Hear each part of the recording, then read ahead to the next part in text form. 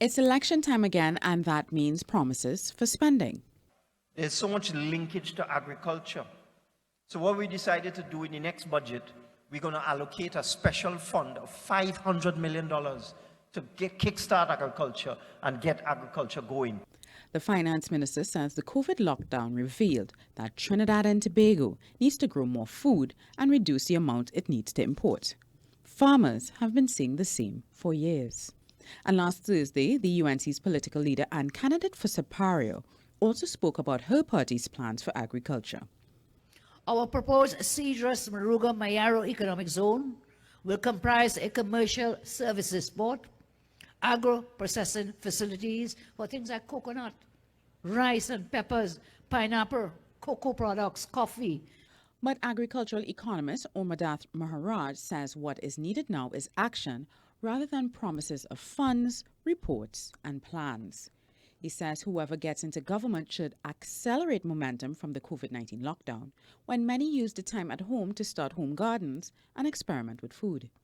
Maharaj also says we need to encourage people to learn and, more importantly, eat local foods. When we have babies in this country, people like to use baby foods and so on. I buy at the supermarket. And those things come in peach, apple flavor and so on.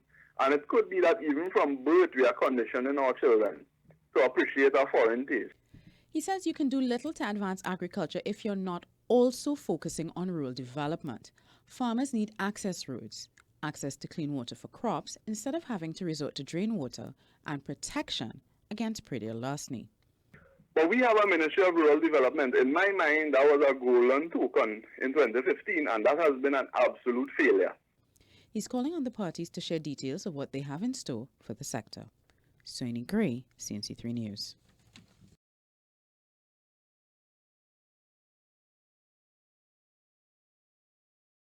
I am neither privy to the PNM's or the UNC's planning and decision-making processes at this time, really.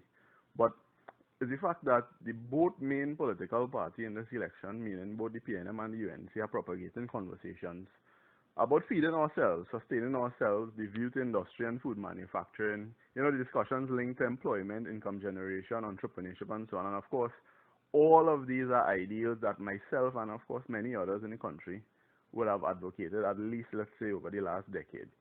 But, interestingly, if we want to talk about that now only in the face of a global pandemic, is really saying that we're just waking up to reality, okay?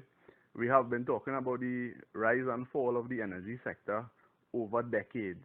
We've looked at the rise and fall of major economies around the world. We've looked at the development experience of both India and China. I've been invited by both governments over the last 2 or 3 years, and I've brought back and shared widely that experience in terms of policy planning in agriculture. But at least you could say, in fairness to the opposition, UNC, they have put forward agriculture as a major plank for economic transformation.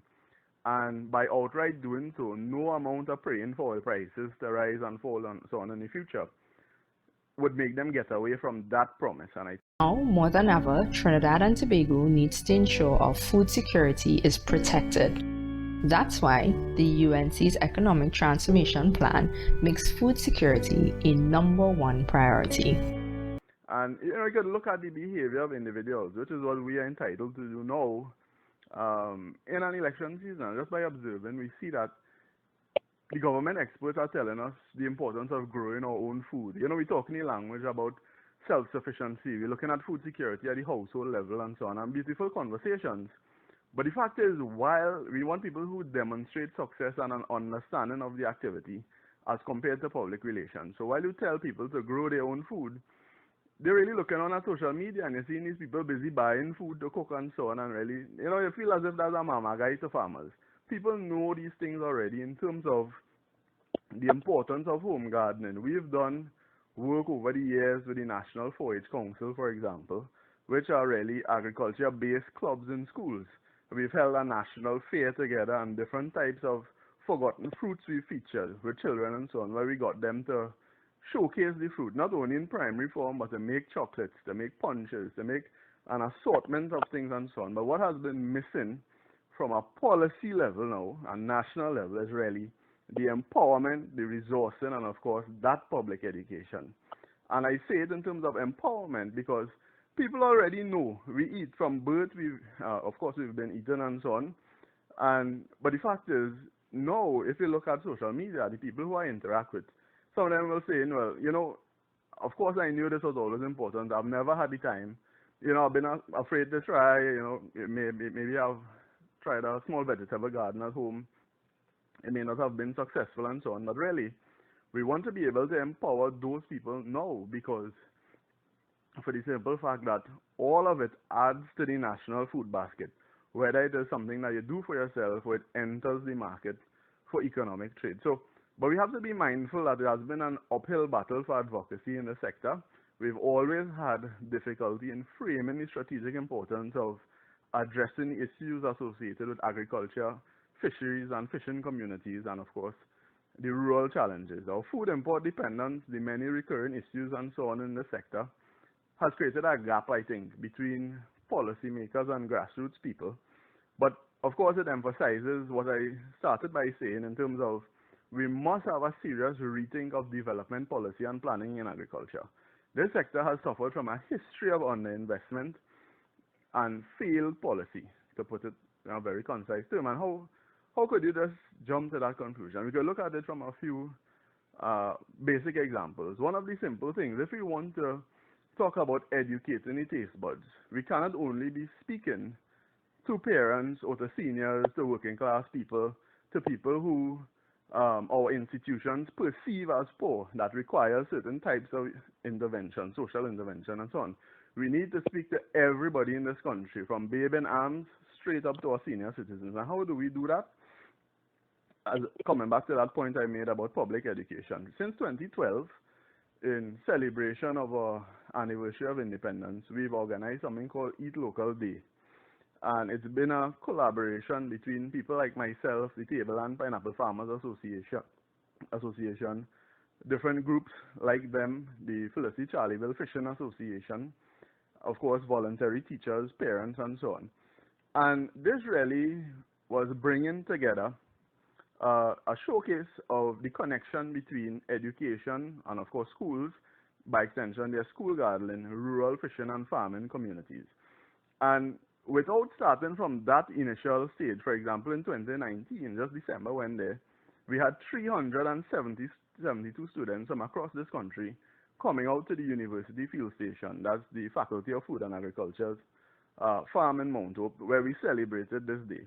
So it's not only about showcasing food, telling people what they need to do and so on, but it's really educating their taste buds. And as a caption I put to that activity, simply because without something like that on the national landscape, without an activity like that being implemented and rolled out in different communities and different spheres and so on, it means all else would fail. Policy design, public sector investment, networking, national development, all of that will just remain a lot of talk in the environment if we cannot reach out to the people who matter, which is those who really put in the money where their mouth is, literally. That is only one strategic intervention that either party who is interested or who is convinced that agriculture is the way forward must come forward by doing. I think that's the first step, to say that we are going to plant this education, this form of education in the schools. And I mean, the history is there, the public record is there through people in the media like yourself and others who showcase that particular event over the years, and the messages that we have attached to it, of course, supported by voluntary teachers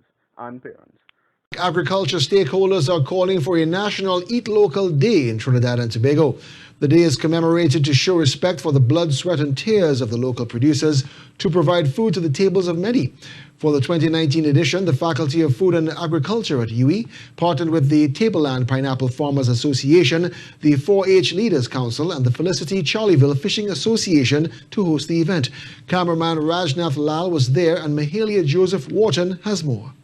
Eat Local Day has been celebrated for 8 years informally, but agricultural economist Umadath Maraj believes the time has come for this to change so that the nation as a whole will be on board through a national Eat Local Day. But that's only one, that's education. We could talk about other things in terms of civil society. So it's not a one-sided effort. It must have public-private partnerships to achieve this. When we talk about the food import bill and so on, it is not primarily the government who goes to import food. It is us, the consumers, who look forward to certain things. It would be that the supermarkets and so on would stock that to satisfy our appetite because we have effective demand. We have the purchasing power. But to partner with civil society, we've also developed a breadfruit tree project, all right? In 2015, the first interview that the Prime Minister did after coming into office, he spoke then about that same language. He introduced this term about educating our taste buds, and he spoke about his love for breadfruit and a whole range of the other local foods and so on. But sadly, all the people who benefited from his office attached to the sector really didn't follow up on what he was saying. The Prime Minister was speaking about the food, the potential of the local foods and so on, but over the years, we actually voluntarily and, of course, freely sponsored thousands of breadfruit trees. And we've had a strong partnership with the Roman Catholic Church, for example, their school networks, and a range of other schools to ensure that either students who are deserving, or whether it be in their schoolyards, in places of worship, in community spaces and so on, green spaces, we've freely sponsored trees for that. And if you look at what he said, what motivated us to go in that direction, and for example, they spent $3 million to upgrade the Chagaramas golf course.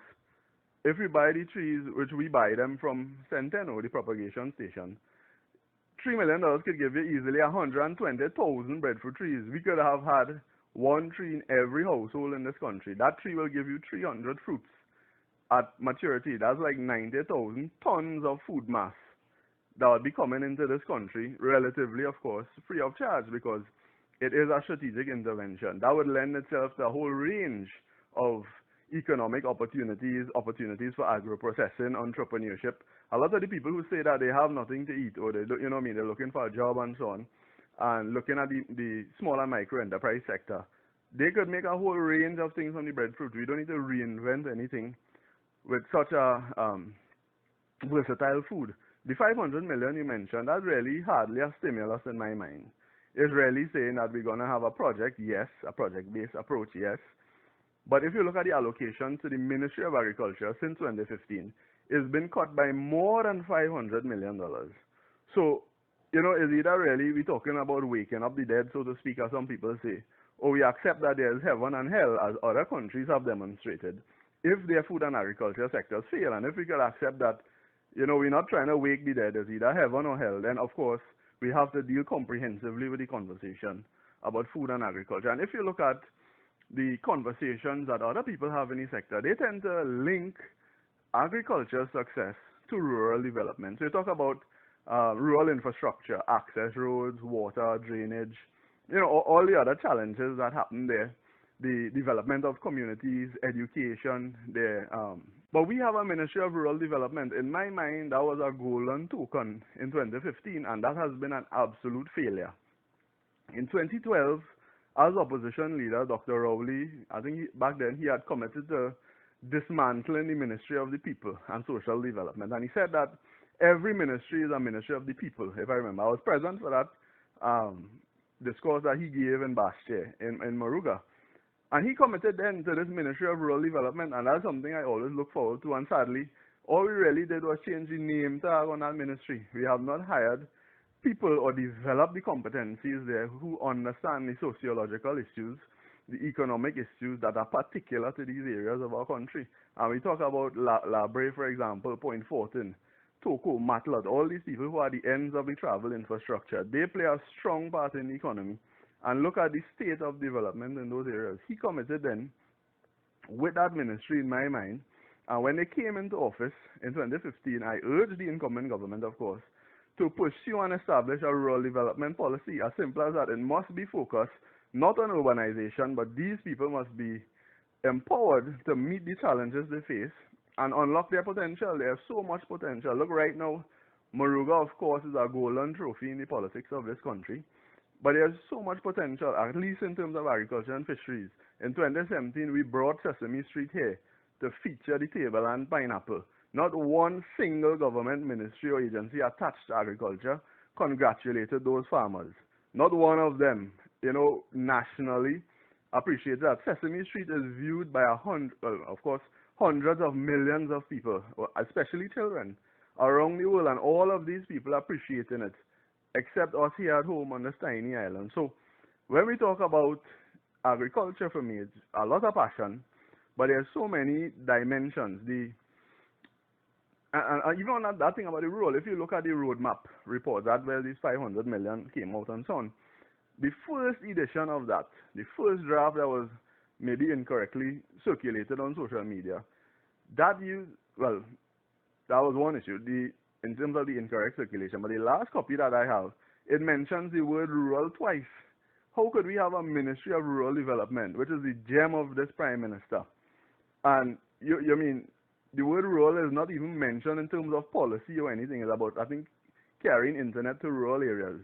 That has nothing to do with the vision of the Prime Minister, where this country should be struggling to go. The first draft report, as I was just about to mention, mentioned something about a luxury tax.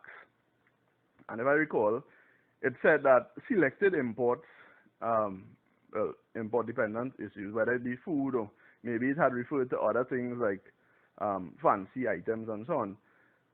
The Ministry of Trade was supposed to determine which are luxury items, of course, for strategic tax, to diminish the demand of these things. Interestingly, that was removed from the final copy, the one that was circulating on social media that they said is the final. Of course, you are at liberty to verify these things. And that being circulated, in the final report, the luxury tax was removed. That conversation was removed. But now on social media, people saying that when you purchase online, your credit card purchases from foreign shopping, the charges, the surcharges they now face are relatively astronomical. So things like that. But it makes me to wonder, how is that going to affect our eating habits in the coming months and years? Because we are not taking the baby steps to get people more enthused about local food and agriculture. But on our policy side, some things are happening that we may not be fully appreciative of, and I think we need to manage those things very carefully. But just to summarize, the PNM is right now, in my mind, seeking re-election. I feel we should be getting from the Prime Minister right now, at this point, is the accountability mechanisms in agriculture and the other portfolios, meaning rural development, education, health, and so on. The population has to appreciate how his experts, the people he appointed in all these ministries and the state agencies, all these technical and coordinating bodies and committees and so on, the people who really benefited from the largest of his office. I want to know how are they responding in the face of this pandemic. I am not appreciative of that. I want to know what has been the record of their tenure and how do they plan to treat it or respond in the face of any other disaster in terms of ensuring food and nutrition security for our people. We need to be addressing the perennial issues of the sector, yes, which are like flooding, predial larceny, food loss, random quality testing, market and marketing development, field sanitation, all of these things. We have no open discussion about the Food Safety Modernization Act, for example, that's implemented by the US. We need to also be looking at that. We're talking about export agriculture, yes, but on the Carney 1975 lands and a lot of these state lands for agriculture, it's very difficult for people to establish a place to stay or even toilet facilities, rest area for their workers. We're still using water from public drains and ravines and so on in agriculture. So why is nobody engaging in these conversations very openly if we're saying that we want to lift this sector to the highest? So these are the conversations. But on top of all of that, there should be then, if we appreciate these are the challenges, present proposals of national interest going forward. We are now maintaining all of these things, all these state enterprises and all these fancy people and so on. We are really maintaining them, in my mind, more expensive. More expensive for us as taxpayers to maintain all of that. And we also want value for money. We cannot always be co-opting more committees and more reports and so on. Because what we need now is vision and leadership. You cannot pass the buck on vision and leadership. So we've done that with the Economic Development Board, for example, and that has failed. Everybody resigned and was disbanded. So in 2020, 58 years after independence, I would say conservatively 120 to 150,000 households, if there are so many in this country. That's upwards, in mind, that's averaging 4 people per family. About 600,000 individuals, including the Honorable Prime Minister, including Mrs. Prasad Bisesa, and other people, adults, their children, and so on. All of us saw the need to plan something. It was simple as that. Ras Commander gave us that song, that calypso. That's forever going to be with me. He sang the song about plan something, how important it was. Nice. How are you doing today? Anybody plant food here? Show me with your right hand. All who does plant garden? As the elders say, you just plant food?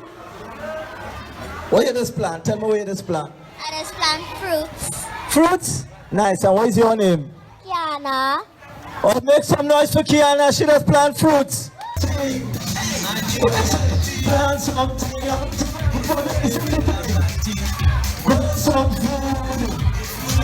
Plant something.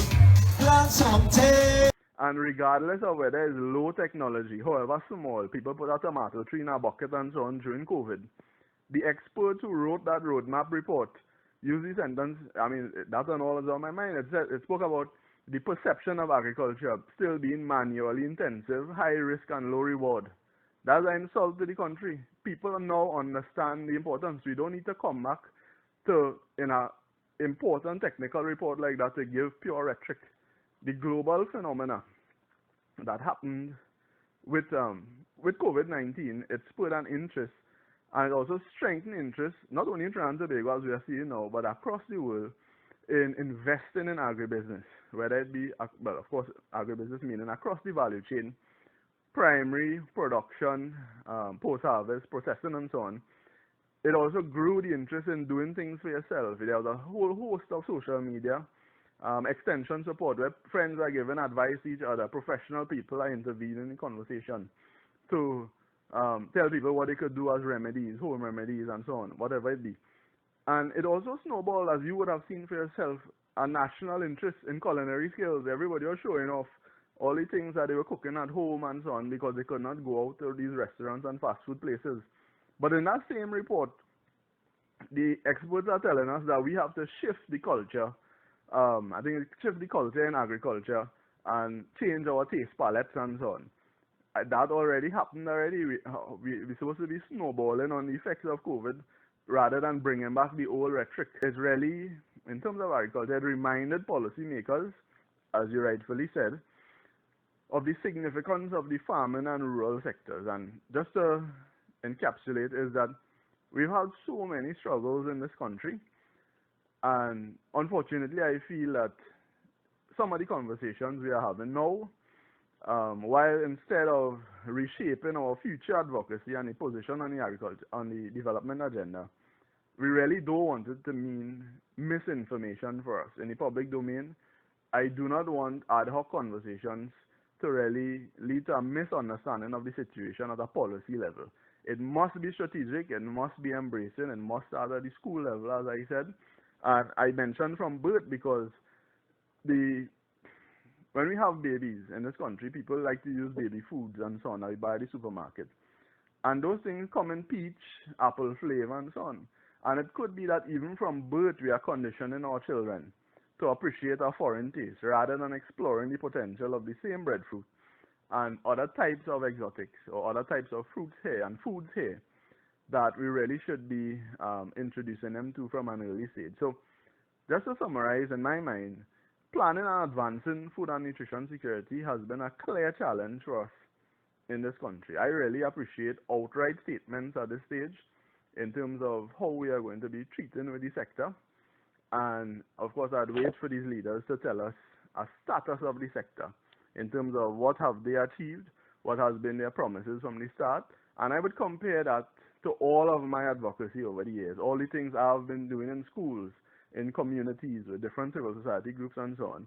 And I could say that none of it has been, including Sesame Street as I made the example, none of it has been supported by these leaders and experts. So I'm really not sure how it is, excluding myself from the conversation now, how it is they are treated with it. In terms of the UNC reference I made, they are holding out agriculture as a major plank for economic transformation. I think that is something we need to look forward to.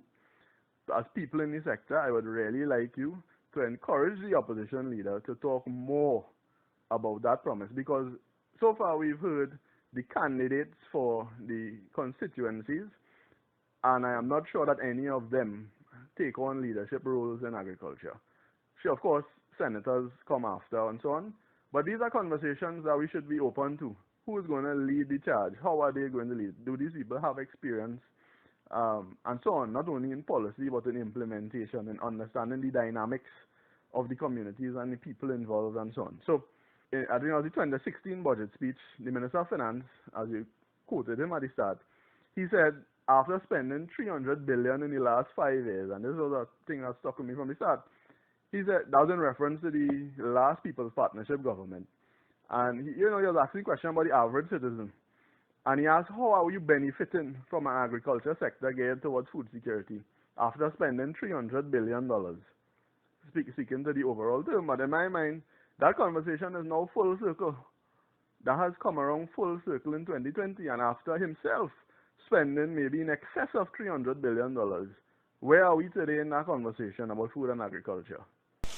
Madam Speaker, in summary, after the spending of over $300 billion in 5 years and 3 months by the previous administration, can the average citizen conclude that they are benefiting from an agricultural sector geared towards achieving food security?